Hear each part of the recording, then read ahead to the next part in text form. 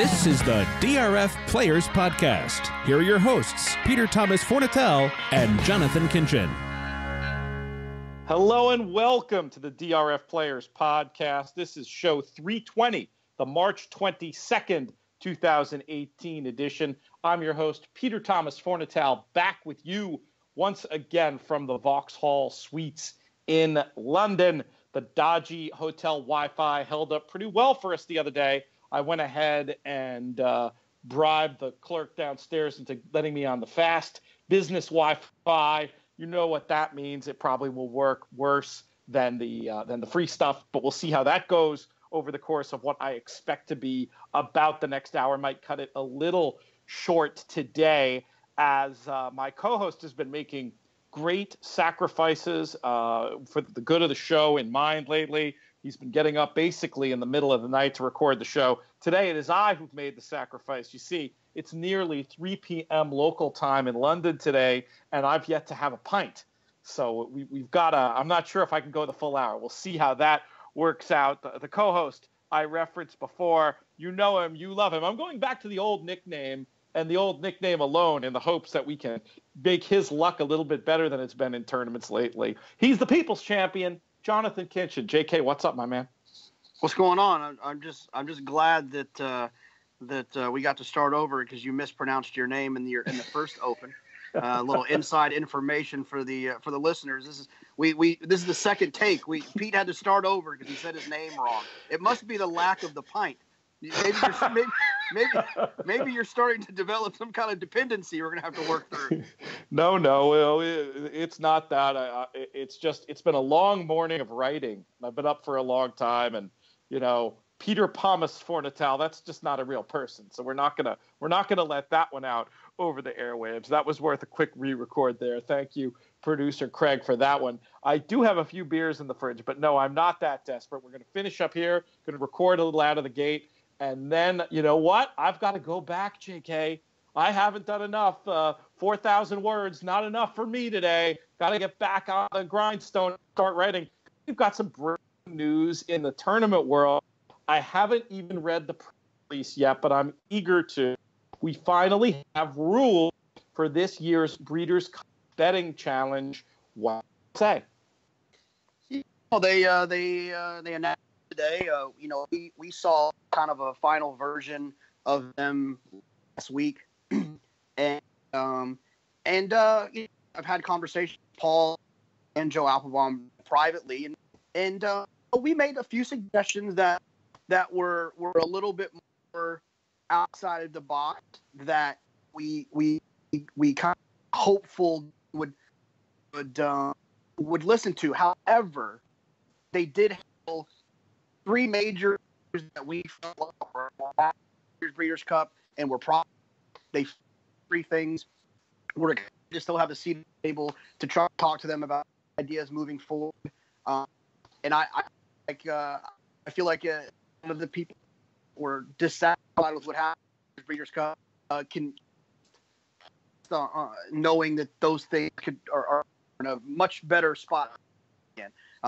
The 3 major things that I think we should probably talk about is, first of all, last year the problem was these weren't really essentially not make a win until late in the day, and you lose a amount of points weren't really affect run. Change that rule now. If you miss a bet, you are going to penalize 10,000 points from your leaderboard. And if you miss one, you're disqualified. So, really different than the rule that was there to start. Second thing is that there's more spelled out rules about collusion. It talks a little more about the when players are coordinating play together, and how that won't be allowed. And then also one of the things that I'm most excited about, and a thing that obviously the World Player Tour is all doing, release all the plays after the event is over, is kind of a way to ensure that there's integrity there. Guys are going to be able to look and see what other guys, and people that are smarter than us we'll be able to identify if there's any business, and I think that will a lot of the funny stuff from happening. Looking forward to this and looking forward to the BCB this year. Wow, that sounds really, really good. I'll ask you the tough question.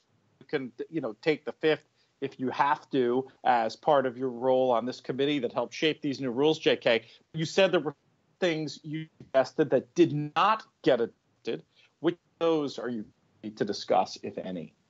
Yeah, no, I mean, I think it wouldn't be fair to throw all there, but I will say this, is that, myself, Paul, TQ, and Joe talked initially before we met with the Breeders' Cup. We thought that we had two responsibilities. One was to maintain the integrity of the contest, and two, to increase handle and participation in the contest. So we just had creative ideas that we thought would increase that. But the truth be told, they were all kind of gambles, and they were a little outside of the box. And so, I think that, to be honest with you, from a strategic standpoint, the four of us looked at it as like, if we come in here guns blazing with all these crazy ideas, and we shoot down their position, then they're going to kind of start to ignore us. But let's just keep a seat at the table. Let's get the big things solved. And then let's show them that the information that we have, that, the horse player perspective that we're trying to represent is actually one that's valuable. And we feel like that we're still at the table. I think we're going to meet again in coming weeks to talk about other ideas. Talk about some kind of fun future wager ideas, or some just a lot of different stuff that we want to try to do to increase the handle in the wagering on the Breeders' Cup. We talked about before, remember, this committee was formed, or I was asked to be on this committee before the Breeders' Cup rules situation even happened. The whole idea that Craig Bernick, Mike Rogers, and the team came up with was that we were going to involve the horse players at the table with the Breeders' Cup to improve the wagering menu, the wagering structure, and all of that stuff. And so now that we've gotten these rules kind of going in the right direction, then we're going to work on doing some more cool things that I think that horse players would be proud of. So looking forward to the opportunity to be able to make some changes or do some new fun stuff. Well said, JK. And if this whole horse racing thing doesn't work out, I think you have a future in politics. You actually managed to answer my question without actually answering the question in a way that sounded good, which is basically the job. So there you go. But in all seriousness, two areas skimming through here that give me just a little bit of concern in terms of, I'll say right now, just from what I've read, this looks like a major positive step in the right direction. That said, they raises a couple of very big questions to me. One has to do with the allowing of multiple entries without. I'm a little surprised they continue to allow multiple entries. I figured last year might have been the death knell for that with the way that everything went down. And it doesn't seem to make any specifications about not being able to combine those two entries, which I think is maybe something that should be in here if I were, allowed to have my say. Well, you and I have had some pretty long, in-depth conversations about some of these ins and outs. And I think that one thing that we've agreed upon, and one of the conversations that I had was with them, is that I agree with you. I think it's problematic to a certain extent. However, just like the Pegasus tournament, I am proud of the fact that they come out and say that it's okay. I hated the fact that a lot of these contests, it's kind of one of those, you operate in darkness where, it's like, well, there's no rule against it, but it's frowned upon, but there's no one says anything. And so it just clearly says that two players can do whatever they want, or one player can do whatever he wants with his two entries. So I appreciate the fact that it's clear and it's outright and everyone knows that situation is there. The other issue is that I think it would be extremely impossible to prevent one player with one brain of not, quote unquote, colluding with his two entries. I think it's impossible to do that because it just doesn't work. So you either have to completely do away with the 2 entries, or you have to allow that player to do whatever he wants with those 2 entries. And so I don't really agree with that. I don't agree with that at all, actually. I mean, to me, you can eliminate Dutching in a single. You can at least take the worst thing away, which is Dutching in a single race. And for those who don't understand, what you can do if you bet 2 entries in a single race entirely, you can essentially, with a very basic spreadsheet and not having horrendous luck, and if you do it smart, you can really take luck out of the equation completely. You can lose the takeout and turn 2 entries into 1. And if you do that, to me, that's the same thing as letting one person buy in for 10,000 and somebody else buy in for 17,000. And I don't think anybody would think that it's a good idea to let somebody buy in the tournament for 17,000 and somebody else to buy in for 10. You know, if you're going to allow 2 entries, I'd at least make them, you know, you can't go all in on both in one race, or, you know, whatever percentages. It's a little messy to make a rule against it, but it's not impossible at all. No, I don't think it's impossible. I just think, like you said, it's really messy, and where does the line go? And just to let you know, I agree with everything you're saying. If I had it my way, I think that I would prefer it be just 1 entry, very similar to what the World Horse Player Tour is. It's 1 entry, and for all the reasons you mentioned. However, I do think that it is messy to make a rule against it. So if you're going to allow 2 entries, I do believe this is the only way you can allow them, in my opinion. I'm not saying it's the right way. I just think it's the only way. If you're going to allow 2 entries, it has to be done this way. Otherwise, it's too messy. I think if you gave smart people like the people on your committee a couple hours to brainstorm a way to take out the most egregious examples of doing it, you could do it. You could easily come up with that rule. But we don't need to continue to argue about that the whole show. That's just a difference of opinion. The other thing that I don't want to, concerns is too strong a word, but the other sort of question I'd have going forward about these rules is, how is the auditing going to take place? I mean, theoretically, there was auditing in real time last year. We saw how well that worked out. What kind of assurances? And this is something they really need to think about, because there are players who are going to decide that they're going to play or they're not going to play based on the exact mechanism for how these plays are going to be audited. And if they just say, hey, we're going to do a better job, they're going to lose entries, as opposed to saying, okay, we've hired these 3 people who are going to do this and they have some standing in the world, whatever it is. Like, that will gain them, I would wager that will gain them more money than it would cost them to hire such individuals. Can you say, was there any talk about doing something like that? Could that still happen? What's your take on how the actual auditing is going to take place? From what I understand, there's going to be a independent, an independent, I don't know if it's going to be a person or a committee that is going to be auditing the contest. It's not, the auditing process will be different than it was last year. I don't know the details of all of that. However, that is, the rule kind of hints to that as well when you read the rules. But from what I understand, that is what is somewhere along those lines is going to take place. But it hasn't been revealed to me exactly what's going to happen. But there is going to be a independent audit that's taking place, from what I understand. That's interesting. And, I think independent can mean a lot of things to a lot of people. I think when it's revealed who that independent auditor will be and how it's going to go down, that's something to really trumpet, because I think that's the type of thing that could really restore horse player confidence in the event. But again, I'll give credit where it's due. These rules clearly are a step back towards the right direction. And it's a story we'll continue to follow with interest on the pod. And good work on you and the team for at least getting the ball rolling in the right direction, JK. Anything else on this before we move forward in today's conversation? No, I think I think so often in this game, we all have such strong opinions that, there's a conversation I kind of had with Paul. Is like, when this industry is so satisfied with the status quo of just that old saying, that's just not how we do it. Well, why? Well, I don't know. That's just not how we do it.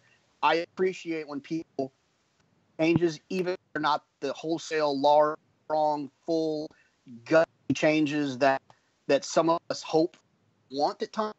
I'm satisfied opening up and making some adjustments, and so I'm pleased with the changes that have been made, and I look forward to them doing more things and people doing more things to change, do different stuff. I'm good with what happened. Here's my simple. I agree with you, and I shouldn't, but you take so often on the show you take the sunny approach, and I take a little bit of a snarl. Wouldn't it be nice in horse racing if we saw more instances where people took these forward-looking glances at processes and revised them before we had a major controversy like went down at last year's BC? Here's to forward in all regards. The good news is there are some people out there trying very hard to make things better, and you and I are both of the belief rather than just. I'm a cynical, but I'm not the complete cynical. We'll just create anything anybody tries to do and keep a close about it. I'd rather try to protect what I can, be part of the process. And there are those out there that say about someone, well, if you're not part of the solution, you're part of the problem.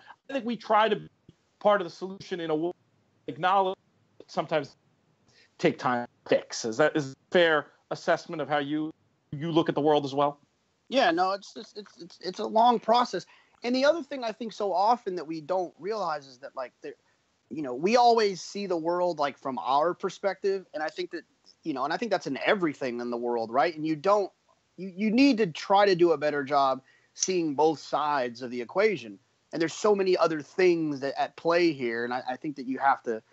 You got to sometimes, I don't know, maybe I do it too much, but I try to give people the benefit of the doubt, and maybe it's going to lead to me being the sucker from time to time. But I try to do that. I try to believe in like the good of people and hope that people are going to try to do the best thing that they can and all that jazz. But so that's kind of how I try to look at the world. It's a much easier, less stressful way to look at the world. I can guarantee that.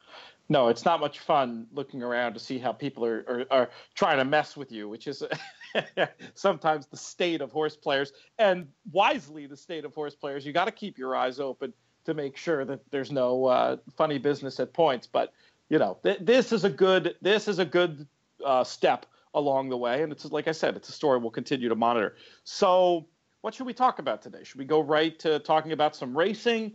We handled a lot of questions last time through. I do think we had one or two more we could get to. What are you feeling? Well, Peter, we were going to talk about it last week. We weren't 100% sure, but I think now we know for sure that Sunday the World Horse Player Tour is going to do a different qualifier than they've been doing. I didn't see that. That's so funny. I filed my piece for today. It wasn't up on the site yet, so I kind of assumed it had been scuttled. Yeah, no, it just hasn't. Let's see. I'm trying to see if it's up yet. Usually they'll wait, but from what I understand, and everyone, if you're listening and we're wrong, then just don't be mad at us. I believe Friday, which you'll be listening to this today, there's going to be a $24 feeder into a Sunday contest that is going to be, I think, like 185, like a 1-in-30 ratio. And so I know we typically do kind of the larger ratios, the 1 smaller in 12 ratio. with a smaller ratio with the bigger buy-in. But this Sunday there's a 185, a 1-in-30 with a below 10% takeout, and a 1-in-30. So you can feed into that for $24 on Friday and on Saturday. So if you want to get involved in that, those are the only two opportunities you'll have to feed into that. We'll have the $54 and the 135s to feed into the big April 7th contest. So keep an eye out for that. It's around the corner. I was thinking about it the other day, like 60 days out. Yeah, not too far at all.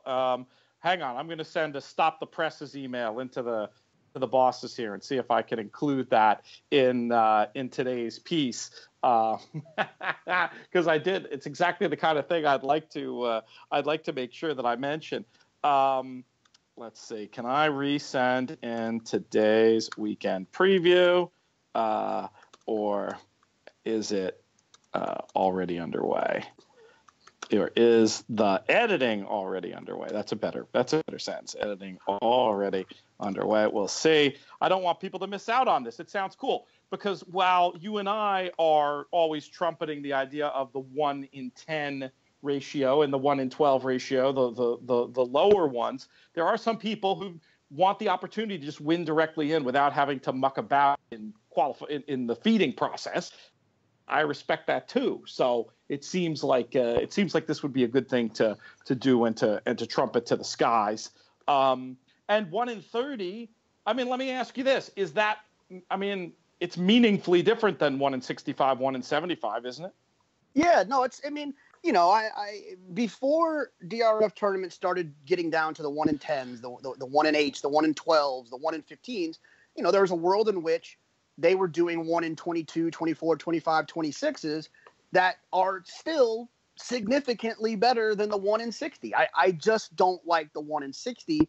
It's a frustrating situation, and I just don't enjoy those. I would rather put up a little bit more money, play against a smaller pool of people, and picking winners has a bigger value. So 1 in is not problematic for me. I prefer, but that'll be fun. There's a exciting idea. If we can't get it to work, I'll put it in the air. Someone to steal the idea. It's so good. But there's a morning coming up soon that has racing, and we're working through the situation of trying to get a con to happen during time. I'll tease it that much. Anyone with half a brain can probably figure it out. I think I have an idea. Yeah, so I have an idea where you're going with that. A morning of good racing. Yeah, if we can work through some details, I think that'll be really, really fun. I'm excited to try to do that. It'll be the first time I think anyone's ever done that in the contest. Well, keep us posted on that. What about your own contest play? Are you going to be looking to win your way into this upcoming Grade 1 gamble again this weekend? Yeah, I've got 2 entries. I've qualified already, and so I'm playing today with the 95 to try to get a third one. I don't know if you saw the note. I feel bad. Our podcast listener and friend who reached out for some advice on tournaments, Rodney Clements. We've run into each other twice in head-to-heads. I feel awful.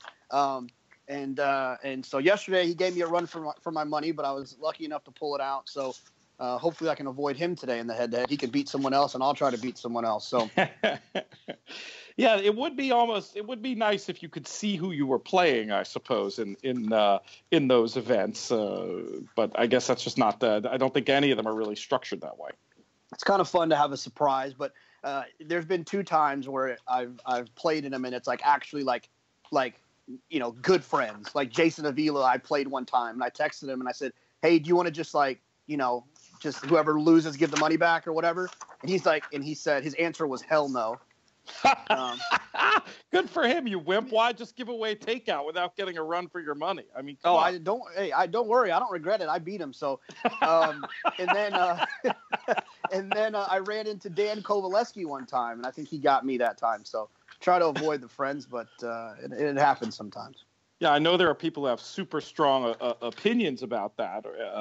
Bill Sherman, I remember, didn't he? He got mad at me one time. Once? Yeah, he said, "What?" We were at Santa Anita, and I jumped in like a $400 head-to-head with him, and he came over. And in that instance, you knew it was him, right? I knew it was him. I was looking for a little competitive banter, and he looked at me and was like, "Why did you do that?" And I was like, "Oh, I'm sorry, Bill. I'm sorry." Well, anyway, it sounds like you're being very busy in those tournaments these days. If you want a chance to knock Jonathan on his keister, go ahead, get involved in those DRF matchups. Full range of games on the site.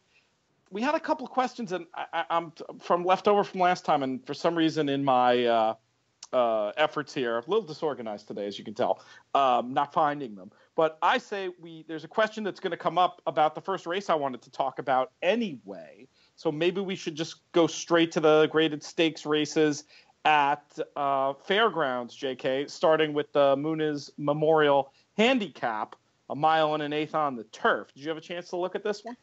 Yeah. I saw our buddy showed up in there, our buddy Arklow. So I'm sure I won't pick him, and he'll beat us. And that was the question, actually. And I'll start with the question, and then we'll get into the race. It was Oh, I found the other question too, finally. Good. The question was basically, is it bad, game theory, gambling, whatever you want to say, hey, I'm not going to let such and such a horse beat me, and make sure you include the horse on all your tickets, for example. Is that smart, or is that smart or silly? I think it's I respect it. However, I think it's silly, right? Because what you're doing there is you're not. I believe in betting on what you think is going to happen, not what could happen or what you hope happens. I think when you start betting on what could happen or what you hope happens, you're getting into a bad position of where you're deploying your equity. I think you should bet what you think is going to happen. And if you like Arklow, then you use him. If you don't like him, then you don't use him. And you don't use your fear of some weird thing in your brain that he's beat you before. You don't. I don't think that that's a smart way to deploy your money. So if you know that you'll be, you just won't be able to sleep at night, then throw a little 50-cent saver on him or something like that. But I don't think you need to be including him in the meat of your play based on a name or a fear or a hope. Yeah, you're probably right. I would say that there's a certain amount of money I will allocate every year to Frank Scatoni and I used to just call it suicide insurance. Just you're going to feel whatever money you're going to spend, including the horse, is worth it as insurance of how rotten you're going to feel. And I would say when you're in that situation, you want to do it in the smartest way possible. You're not going to play a pick four all Arklow all. It's not like you need him that bad, but you use him essentially as you would in the Stephen Christ methodology, like a seahorse, a sea-level horse, where you've got your best opinions in 3 legs tied to him for a 50-cent or $1 increment, and assuming that's a very small amount relative to your total play, I have zero problem with it, and I will cop to having done that many, many times. You sounds like you're basically, you want to hold your nose a little, but you're basically down with the concept. I mean, if you're the type of, we have some friends that do not handle losing very well. And if you know, whoever could you mean, JK? If you know that a loss to a horse like that is going to send you into a tailspin, then by all means, maybe make you leave the track early. Leave the track. Go for a walk if you need to take a walk. Or I'm a big walker. If it makes you say I hate horse racing, or if it makes you say I swear I'm never coming back here again. I've said both of those. I've had many midday retirements, including very recently at San. But that's a story. Yeah. So I think I know that. Yeah. Those things. That's you. And by all means, and throw this. I do occasionally resent that remark. Wow, there's I had even more in mind. I do occasionally resemble that remark. All right, let's talk about the specifics. You with Arklow in this race, and tell us. There's a couple who look pretty interesting to me at what could be on prices here. Yeah, Arklow is one of those horses, like outside of his race, when I needed him to not run for $300, he hasn't been much. I'm gonna try to beat him here. I'm really looking forward to an opportunity to play LeCullen for Godolphin and Kieran. That horse at Gulfstream. If you think about it on the surface, okay, he's at Gulfstream. He closed into a slow pace, going 1 1/8 off 127-day layoff and won easy. That's the kind of horse I want back. Fairgrounds is one of those tricky kind of courses. I think he'll be close enough. His quicken seems strong enough. I think he'll improve off of there. He gets the heady ride of Gary Stevens. I think he'll be tough in that long stretch if he can just save a little bit of ground and get position. If they run in front of him, great a little bit. If they don't, I think he'll still be close enough and kind of be one of those horses that gets invited into the race. Although it appears he's a little bit of a closer, I think he's tactical enough. I really like this horse in here. And I don't think that these fairgrounds races are going to be involved in DRF tournaments, which bums me out because I would love to play this horse on multiple entries in a contest. Well, that's that's a good point. It seems like the whole Churchill, I've talked about Churchill and playing well with others, and there's politics well above our pay grade at play here, and I think you're probably right that they won't be. But graded stakes races, I figure this is a forum where we're a very player-friendly forum. I thought it was right for us on this show to at least give these races a little bit of extra play. Absolutely, and there's a horse in here that I think a lot of people will gravitate towards, and he's one that I'm going to try to beat, and that's Synchrony. Like the horse got a huge setup last time with a really fast pace to close into, was off a really long break. You'd like to think that the horse will improve, but obviously he's going to get bet. It's tricky. I would use this one draw, this one post. If Luke Cullen was on the rail, I would say, oh, great, he's going to save ground, and he's going to be able to hopefully kind of burst and quicken home. It's funny, I'm also going to use the rail draw for this horse as a negative and say that because he's a horse I'm trying to beat, I'm going to spin the narrative that he's going to get stuck down in there, and he's got a better chance of a problematic trip at a horse that's going to be a short price, and it gives me more confidence to try to not completely fade, but to lessen my enthusiasm of playing that horse. I like that. I like the little mental trick you make when designing the race to help put you on the price that you want. It's an interesting betting race. You've got horses who are going to be put on the far outside here. And I agree with you about Synchrony doesn't exactly get the blood boiling. My top pick would also be Luke Cullen, but I was also thinking, especially for maybe more of a vertical underneath than necessarily on top, our old friend Danish Dynaformer as one who has a strong closing kick, who could maybe get a piece here with the right kind of ride and trip. Do you give him any counter? Or do you think his best days might be behind him? Yeah, I've always had the impression that Danish Dynaform wants a little bit longer. He is a nice horse. He's, I feel like the times he's won, like I've been involved, or at least been that he's run well. But I feel like he wants a little bit longer. I think if I was playing this race, say I had 2 entries or something in a contest, or if I was playing a multi-race, I want to find the horse who projects to get the lead. But it's still good enough. I mean, time form says One Mean Man, but that one doesn't really get me going. I would think maybe Forge could be forwardly placed with Johnny. Johnny can sometimes find himself forward on the lead, and for Bill Mott and Judd Mont, that horse has shown some ability in the past, and hopefully he could maybe find a closer trip. But whoever's going to be on the lead is going to have a little bit of advantage in this spot because it doesn't seem like they're going to fly. But I'm extremely excited about an opportunity to bet this 6 horse with Cullen. Yeah, I see the case for Forge. Definitely another one I'd consider including in multis if one were to go that way. Let's move on, JK, to the next race. What did you come up with in here? This is just another spot where I'm excited for an opportunity to beat a horse I think is going to be overbet in Wonder Godot. I'm going to keep on trying to beat her until as long as she's running. I think that she's got a couple of performances that have made people pay attention to her. However, I don't think she's nearly as good as she usually gets bet to. I want Classy Act in this race. The horse ran fast last time in that race, and she was right there on the pace setting it. I think she's going to be tough in here, drawing the rail. It's usually not a bad place to be at fairgrounds down on the inside. And so I want this one. I want Classy Act in here, and I would be comfortable with just an ice cold single and a multi-race bet.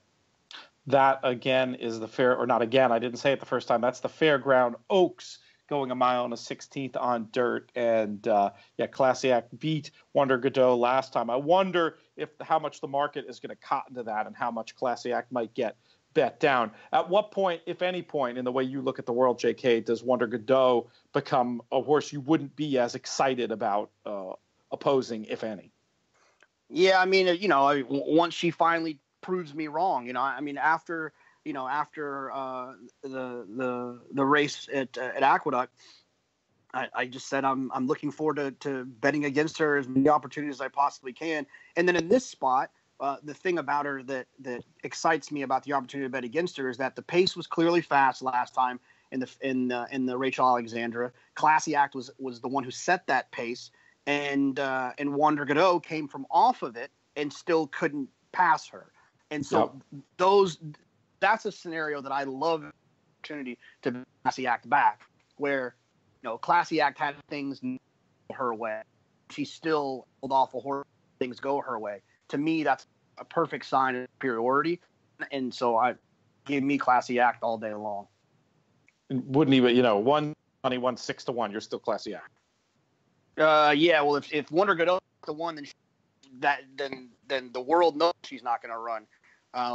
So the higher her odds are, the more likely it is that she's not going to run well. So I wouldn't fall to that trap. I mean, a lot of people do that, right? Oh, I'm getting 6-1 on Todd Pletcher, firster at Gulfstream. Yeah. If he's 6-1, the horse can't run. So that you're not getting any value there. You're falling for a trap.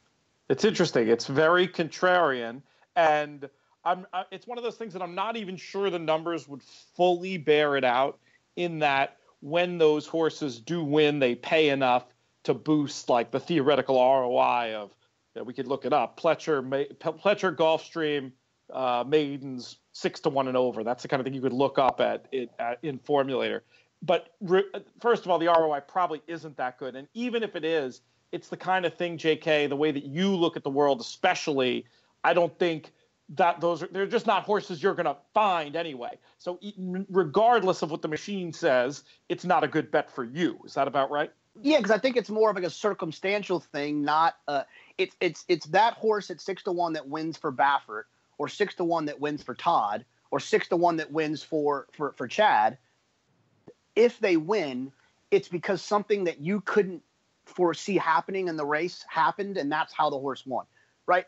On last Saturday, I was playing in those contests, and I was playing against a guy that used a Chad horse that wasn't good in the DRF workout report, that was like 6-1, a Chad firster on the turf, and these people, I don't want to say they fell for it, but they thought that was a value situation. When for me, if the Chad horse isn't bet, then the horse isn't going to run. They're usually all bet, except for that one freak that he has.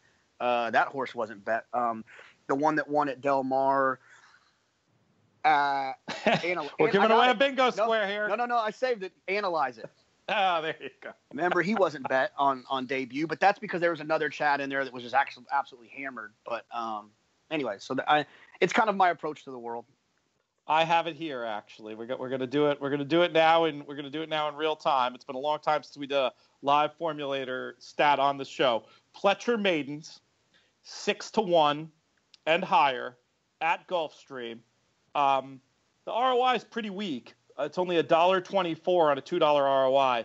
10 winners in 145 starts. That's really weak. That's 7%.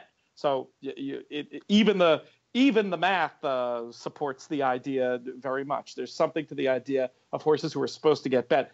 The reason why I thought it might be better is I do feel like once a Saratoga, you do see a Pletcher win at 6 or 8-1 in a maiden race that I figure skews the numbers up there. But again, I like what you said about there's the things that you don't know, and there's the things that you don't know.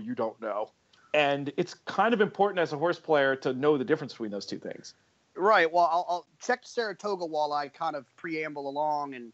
It'll be easy. I can change it in 2 clicks. Yeah, because I Saratoga's trickier, right? There's 12 horse fields, and Todd usually has 2 in every race, and like I feel like there's a world in which that could happen, where it could be a little bit better there.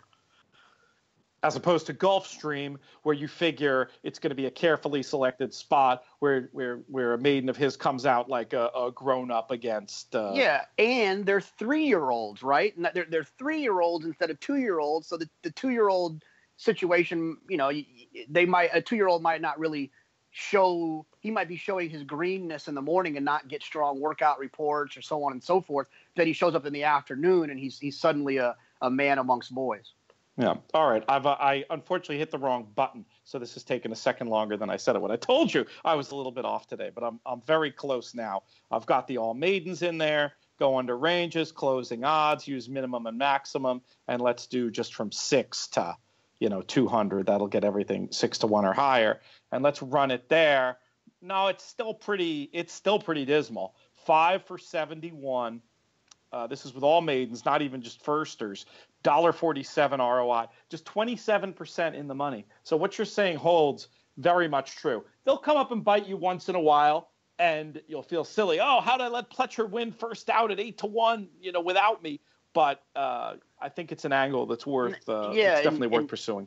Not to beat this one into the ground, but I think it's just an interesting handicapping point. I think people like when we go on these in-depth topics, but I think that the idea of, well, when you catch a Pletcher at 6-1, it's like you feel really smart. But I think you're smarter if you toss the Pletcher at 6-1 and are aggressive with the Albatrani that's 5-2. I think that you're gaining a significant more edge when everyone else in those pools is including the 6-1 Pletcher because it's Pletcher. I think your edge is by tossing that horse when you're right that he's not going to run, rather than when you include him and you're right because he does run. I think that absolutely. To it. Yeah. And we've talked about it before with Chad Brown. When you can find, you look at these numbers, and I've been like Mr. Formulator the last 6 weeks or whatever, writing all these previews of the Triple Crown preps for the Derby Countdown Guide. I look at every for the assignment. I wouldn't do this normally in my handicapping, if I'm being perfectly honest, but it is an interesting exercise, looking in depth at every trainer in every race in Formulator, just trying to look for some interesting tidbit. It doesn't often tell me something very specific about how this horse is going to do in this race, but it does always tell me something about the trainer. And you see what a trainer's – I always start with what a trainer's baseline is. This is – and the stats I look at are win percentage, in the money percentage, and return on investment. And then when you drill down and you find something that one of these spectacular trainers doesn't do well, that you can consistently bet against, if that can tilt the market, even if you're just tilting the market in your favor a few percentage points, I mean, that's really what it's all about. And that's the kind of thing that can turn a winning day into the other way around, turn a losing day into a winning day, or a losing meet into a winning meet. And I do think it's worthy of exploration. I think we should move on to the Louisiana Derby, though, JK. I think that's the next one on the list. Speaking of 3-year-olds, I did not write this one up for the Countdown Guide. That honor went to one of my colleagues, or one of our colleagues. But this is 9 furlongs, obviously. I know you get interested as these distances get longer in the Derby preps, as they do this weekend. Taking a quick look at it, I wonder if they're going to finally respect Snapper Sinclair this time, after big efforts at 28-1 and 41-1, as potentially the best of speed here, has shown enough of a closing ability to potentially be heard from the whole way around, it looks like to me, for Steve Asmussen. Who did you come up with in here? Yeah, it's tricky. I'm feeling like a hypocrite. I was tempted to take the 8-1 Todd Pletcher horse. Hey, those were maidens. It's a little different when you're talking about graded stakes. Here's the problem I'm having, right? Is I liked last time at 21-1, and now the horse is 7-10. Makes my head hurt to think that I'm going to now take this horse at such a price. When he kind of, all the horses that run the Risen Star that show up back here were kind of forwardly placed in that race in a moderate pace. I think my decision is to fade the horses that ran in the Risen Star. And then that leaves me with a bunch of horses that I don't really want to bet. I don't want My Boy Jack for obvious reasons. Explain that logic. But because Bravazzo beat them, then you don't want any of them. You don't want to. You don't go deeper than that. No, it's not so much that Bravazzo beat him. I think that there is something to the fact that the first place and second place horses of the Risen Star were 21-1 and 41-1. I think it says a little bit about the race. The pace was kind of moderate. Those horses were forwardly placed. So whether it was a pace situation that helped them run so well, or that the other horses that were in that race were just not that good, to me, it doesn't feel like the strongest of races. Now, the figure wasn't embarrassing by any means. So, you got to take it for what it is. I'm going to give the Donegal horse, Hinford, a little bit of an opportunity there. Ran against Magnum Moon, who was 1-9 that day at Tampa, was kind of buried down on the inside. The inside hasn't been ideal at Tampa off and on throughout the winter. So I'm going to give this Todd horse a little bit of an opportunity here. Hinford, the 6 horse. I just know I'm against My Boy Jack from being on the inside at Oaklawn. And I mean, this is one of those spots where I could see myself giving Give Me a Minute another opportunity here as well. Was way off the pace in that last race, but has shown some ability in the past to run well. So maybe Give Me a Minute is one that I could probably throw back in the mix at 20-1 on the morning line. But I'm going to try to beat these horses from the Risen Star. That's interesting, with the possible exception of Give Me a Minute. This sounds like a situation where you won't be playing in contests with it, but if you were, you'd want as many different horses as possible. Am I reading that correctly? Yeah, this would be one of those situations where I would try to use, if I was playing with 3 entries on DRF Tournaments, I would try to use 3 different horses. If I was playing with 2, I would definitely use 2 different horses. I would probably use Hinford and Give Me a Minute, and then just hope that the shorter of the 3 coming out of the Risen Star win if I'm wrong, and just kind of hold my nose and hope in that spot, because I just can't play those horses that are 3-1, 4-1 that I don't like that much. Hold your nose or hold your breath? Not hold my nose, right? You don't because you don't taste it, right? I feel like it's just such a situation that you have to do. It's a rare situation. You don't like having to hope. You like thinking but hold your nose is more like I'm really uncomfortable doing this. To me, that's how I read it. But I am uncomfortable betting I am uncomfortable hope betting. I really do. I don't like doing it, but at the same time, I don't want to take a short price horse that I don't like. That's like, yeah, you can't. I mean, to me, that would be like the cardinal sin. Is I don't really like this horse, but you and I use the market for clues a lot in that whole long discussion we just had about the Pletcher Maidens. That's what we're talking about. Where the market has a lot of signal in it. People don't respect the crowd in a lot of instances, and the crowd should be respected in a lot of instances. However, when you get to the point where you're letting the crowd and their opinion lead you around by the nose to who you're going to play, I mean, to me, you're just giving up way too much of what makes a successful horse player at that instance. And, maybe horse racing isn't for you. If you're like, I don't really like this favorite, but it's the favorite, so I'm going to bet him. I don't think there's too many successful players who think that way. No, that seems like a recipe for a disaster.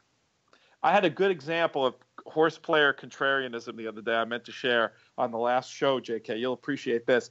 My friend Simon Rowlands, I'd never met Simon before. He's worked for Timeform and At the Races, the UK TV and fantastic website, as opposed to the Steve Bick fantastic radio program. But Simon's now a freelance journalist, and I had a chance to meet him. And this was such a horse player contrarian thing. We're meeting up in central London. So I'm figuring we're going to probably go to all these classic English pubs or whatever. Simon, we ended up, it was meant to be a 4-pub crawl. It ended up being only a 3-pub crawl just because we were having too much fun at the places we went. But he took me to a Belgian place, a French place, and a Dutch place. Not an English pub in the mix. How horse player is that? It's hard to handicap that kind of thing.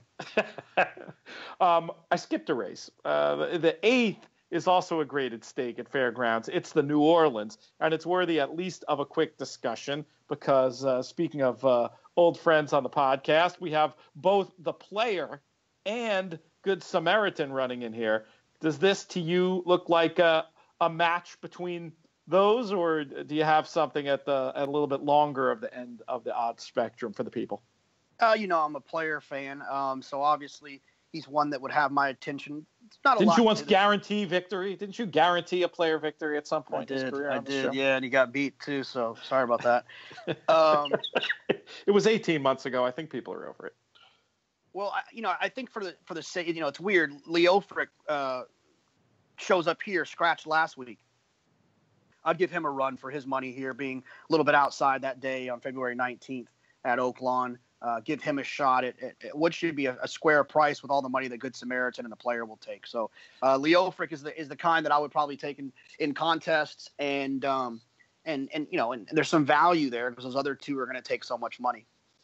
Interesting angle on Leofric using Timeform US pace figures, JK.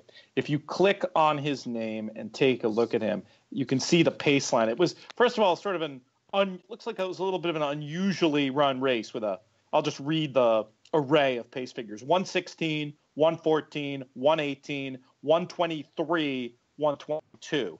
find it interesting that he made his move to the lead coinciding with that 123 penultimate pace figure. Doesn't look like a run that maybe wasn't totally efficient and attacked in the fastest part of the race, and maybe with a little more straightforward of a trip, chasing a horse like the Player, he could get his nose down on the line first. Yeah, he made a move at maybe the wrong part of the race, but he also did it on the wrong part of the racetrack. So those are all pluses that could lead you in a good direction with that guy. And nothing against Good Samaritan at all for me, but I mean, he's just getting a mile back horse field. That's tough to bet with a lot of confidence, even if he is the best closer and certainly is talented enough to run by them all. Yeah, but he's still living off of his Jim Dandy race, right? I mean, that dirt performance, and I don't think that he's really done anything since then that makes you say like, ooh. I mean, he ran well in the Clark, but he's a nice horse, but at a short price off of a long break for Bill Mott, I think I'll see what else comes.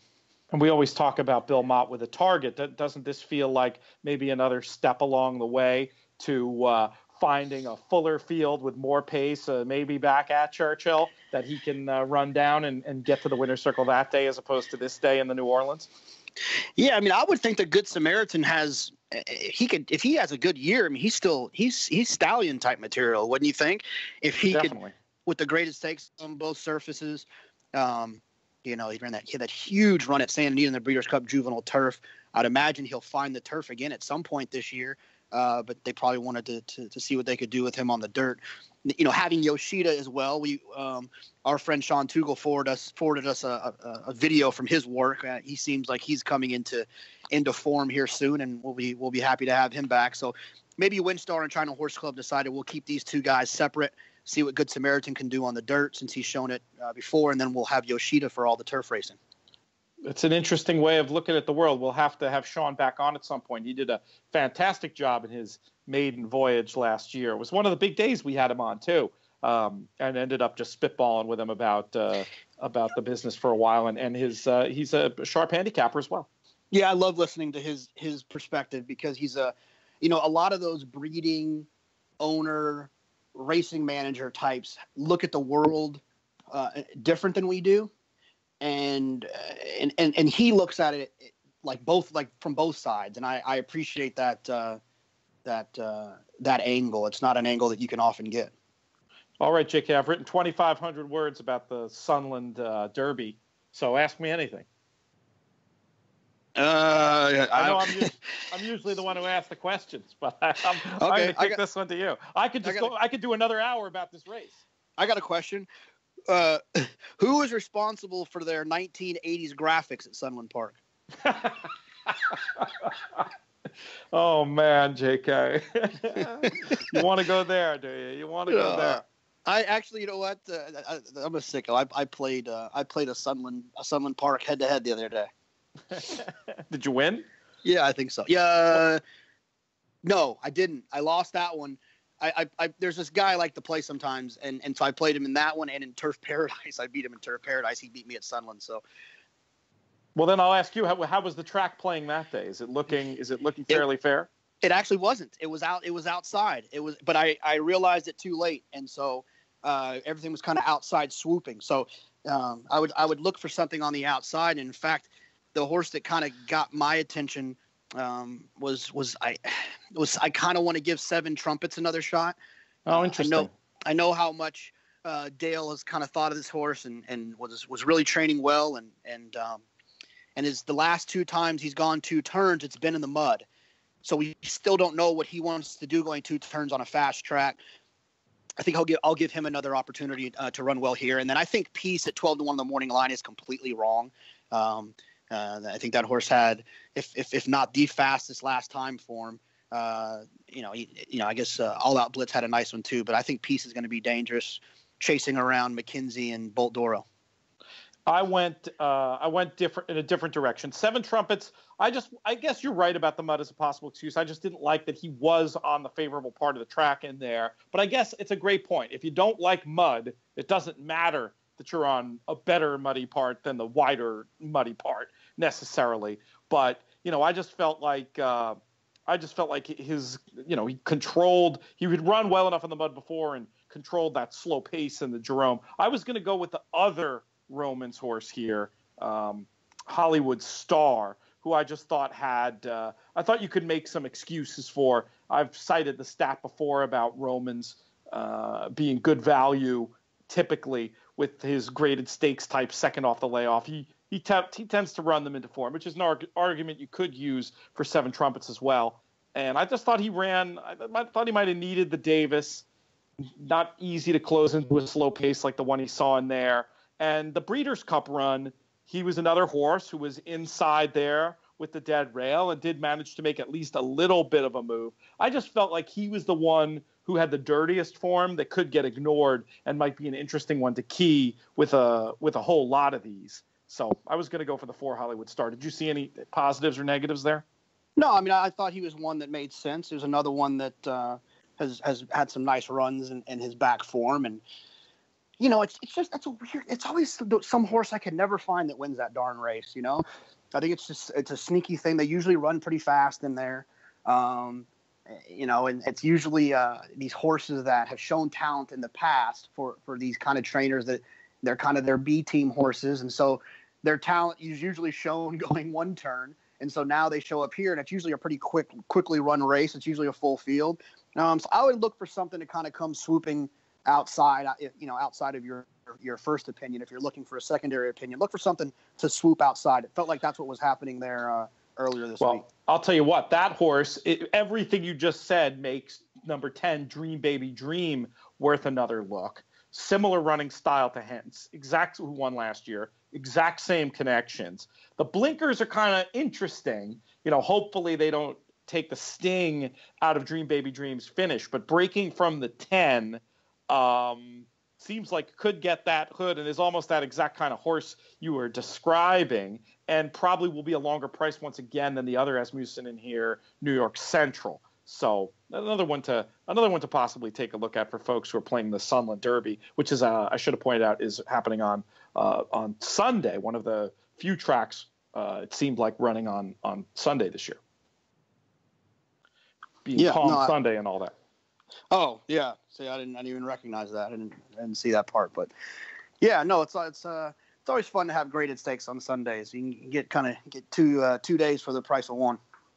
Excellent. Well, hopefully that will be a race where we can do a little bit of damage. I will be in the air, JK, flying home on Sunday. It's been a fantastic week over here. Had a lot of fun catching up with friends, eating and drinking my way across the city in the late afternoon after grinding on DRF stuff every morning. Today's been a little rough. Like I said, I haven't even left the hotel. And probably won't for a while now that I need to update my weekend preview and write this news recap. But don't feel too bad for me. It's been some pretty good times over here. What's been going on with you? Oh, nothing much. I've been ordered a pair of shoes. I was a little bit nervous about opening the box with the drama we've been having. Don't even joke about that. But I mean, Austin is a safer place today, I suppose, than it was yesterday when we were talking about this horrible situation. What's it done to the mood of people in the city? I mean, is it like you go everywhere and it's what everybody's talking about, or was what everybody's talking about? Yeah, I think so. I mean, I think it was something that obviously it's a real scary thing when you got these unpredictable people doing crazy things. It's a little nerve-wracking. I had to go to a FedEx office yesterday to mail something, and it was a little nerve-wracking, to be honest. Oh, that's really gross. I mean, it's just, even though, statistically the chances might be extremely tiny, it's just horrible to have these dark thoughts clouding what's going on. And obviously it's very real for the terrible victims. And thank goodness it seems like this one anyway is behind us. And it sounds like they think there might have been more incidents that they hadn't previously connected that are going to end up being connected to this situation. I didn't hear that. I did some reading today just to kind of hear a little bit more about, I'm always not I'm just interested in what, why, who does that? And why? And so I'm curious about their background and stuff like that. And so I try to read about them just because I'm just, try to understand it better. It's stuff like that is hard to wrap your brain around. I agree. But in my opinion, you're just going to go down a weird dark alleyway when the real answer in so much of this dark stuff is, it comes down to mental illness, and you can put yourself through a lot of paces, and you're not going to be able to understand how damaged minds work. And I think people sometimes make a mistake of trying to connect it to politics or whatever. No, I don't. I mean, I think these are brains that are not working properly, that end up unfortunately manifesting evil in the world. But fortunately, this one appears to be under control. And like I said, Austin, a safer place today than when you woke up yesterday. Yep, for sure. I did find this other question, but I don't think we can segue anything after that discussion. I'm going to put a pin in this one. It's another Breeders' Cup related one. We're going to save it for next week. What are your travel plans like next week? I think I'm actually able, for the first time in several weeks, to do the show at the normally appointed times next week. How about you? Tuesday, yes. Friday, yes. I'm good. All right, excellent. So that answers the question of when we'll be back, and that's all I got, JK. Unless you got a different closing thought than the one you already shared. That's it. All right. Thank you, Jonathan Kinchin. We will be looking for your name on the leaderboard, hopefully at the very top of the leaderboard, unless you're playing matchups against our listeners. For the record, anytime JK plays a listener in a matchup, I'm rooting for the listener. Just want to get that out there loud and clear. Thanks to everybody who did submit questions, and most of all, just for tuning in and listening. It's much appreciated. Thanks to producer Craig for rolling with our weird schedules, and also to Willie Nile for providing our theme song. Catch more of his music at willienile.com. And the voice of Churchill Downs, the voice of the Kentucky Derby, Travis Stone, for providing that peachy keen voiceover, which one day when we do the show live, we'll be able to hear again. We don't get to hear the theme when we do these pre-records, which is too bad. Anyway, that's all we got. We will be back on Tuesday. I'm Peter Thomas Fornatal. May you win all your photos.